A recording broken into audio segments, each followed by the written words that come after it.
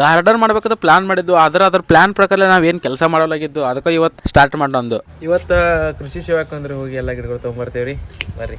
ಅವನವನ ನನಗರ ಏನು ಐಡಿಯಾ ಇಲ್ಲ ಬೈ ಹೆಂಗೆ ಏನು ಮಾಡೋದತ್ತ. ಬಟ್ ಒಂದು ಕೃಷಿ ಸೇವಾ ಕೇಂದ್ರಕ್ಕೆ ಎಂಟ್ರಿ ಕೊಡೋದೈತಿ, ಅಲ್ಲಿ ಹೋಗಿ ನರ್ಸರಿ ಗಿಡಗಳು ತಗೊಂಬರೋದ ಪ್ಲಾನ್ ಮಾಡ್ಕೊಂಡ್ಪ. ಹಂಗಂತ ಹೇಳಿ ನನ್ನ ದೋಸ್ತ್ ಯಶನ್ ಕರ್ಕೊಂಡ್ ಒಂದು ಮಸ್ತ್ ಬುಕ್ಕಿ ಕೃಷಿ ಸೇವಾ ಕೇಂದ್ರಕ್ಕೆ ಹೋಗಿ ಅಲ್ಲಿರೋ ಯಾವ ನರ್ಸರಿ ತಗೋಬೇಕಂತ ಪ್ಲಾನ್ ಮಾಡಿ ಅದು ಹೆಂಗ್ ಹಚ್ಚೋದಪ್ಪ ಅಂತ ಹೇಳಿ ಅವ್ರ ಕಡೆ ತಿಳ್ಕೊನಿ, ಅವ್ರ ಒಂದೆರಡು ಪ್ರಕಾರ ಮಣ್ಣ ಮತ್ತು ಗೊಬ್ಬರ ಹೇಳಿರು, ಅದನ್ನ ತಗೋನಿ ಅಷ್ಟರ ಮೆಣಸಿನಕಾಯಿ ಬದ್ನಿಕಾಯಿ ಗಿಡ ತಗೊಂಬಂದಿನಿ. ನಮ್ಮ ಅದೆಲ್ಲ ಅವನ ಬಾಟ್ಲಿ ಎಲ್ಲ ಕೊರದ್ ಇಟ್ಟಿನಿ, ಅವನ್ನೆಲ್ಲ ಮಣ್ಣು ತುಂಬಿಕೊಂಡು ಸದ್ದು ಕೊಟ್ಟು ಇತರ ಗಿಡ ಹಚ್ಬೇಕಂತ ಪ್ಲಾನ್ ಮಾಡ್ಕೊನಿ. ಆಮೇಲೆ ಬೇಕಾದ್ರೆ ದೊಡ್ಡ ಎತ್ತರಾಗ್ರೆ ಹಚ್ಚಕ್ ಬರ್ತೈತೆ ಅನ್ನಿ. ಅಣ್ಣಗಳು ಹೇಳಿದ ಪ್ರಕಾರ ಗಿಡ ಅದು ಹಚ್ಚತೀನಿ, ಏನಾಗ್ತದೆ ಗೊತ್ತಿಲ್ಲ, ಬಟ್ ಒಂದ್ ಪ್ರಕಾರ ಹಚ್ಚತನು. ಆದಷ್ಟು ಒಂದ್ ಸ್ವಲ್ಪ ಇನ್ಫಾರ್ಮೇಶನ್ ತಗೊಂಡು ಎಲ್ಲ ಕರೆಕ್ಟ್ ಆಗಿ ಮಾಡ್ತಾನು. ಅವ್ರು ಕೊಟ್ಟಿದ್ ಗೊಬ್ಬರ ಹಾಕಿನಿ, ಮಣ್ಣು ಹಾಕಿನಿ. ಪಟಕ ನಾನು ನಿನಗೆ ಕಾಯಿ ಹತ್ತಾವ ತಿಳಿಬೇಡ ಬೈ ಅಂದ ನನಗೆ ಅವ ಅಂಗಡಿಯವ.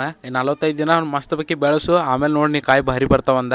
ಈಗ ಮನ್ಯಾಗ ಅಲ್ಲೇ ಮೆಣಸಿಕಾಯಿ ಮುರಿದೈತಿ, ಪಲ್ಯದಾಗ ಹಾಕೋದೈತಿ, ಅಲ್ಲೇ ಬದ್ನಿಕಾಯಿ ಮುರಿದೈತಿ, ಬದ್ನಿಕಾಯಿ ಪಲ್ಯ ಮಾಡೋದೈತಿ ಅವನ. ಆಮೇಲೆ ನಮ್ಮ